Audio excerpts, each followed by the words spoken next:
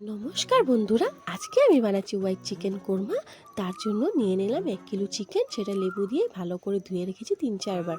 এদিকে চিনেবাদাম আর মগজগুটি ভালো করে ড্রাই রোস্ট করে নিয়েছি, সেখানে আপনারা কাজু ইউজ করতে পারেন। এদিকে 3টে মিডিয়াম সাইজের পেঁয়াজ আর কাঁচা লঙ্কা একসাথে পেস্ট করে নিয়েছি।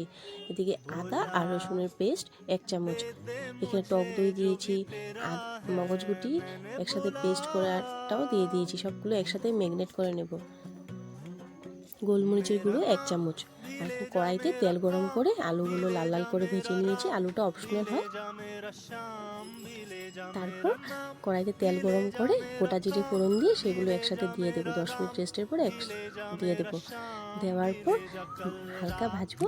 ভেজে ভেজে সেখানে ফ্রেশ ক্রিমটা দিয়ে দেবো। ফ্রেশ ক্রিমটা দেওয়ার পর যদি দেখেন গ্রেভিটা একটু গাঢ় গাঢ় লাগছে, সেখানে আপনারা দুধ ইউজ করতে পারেন। জল একদম দেবেন না, যেহেতু এটা হোয়াইট চিকেন, হলুদও দেবেন না।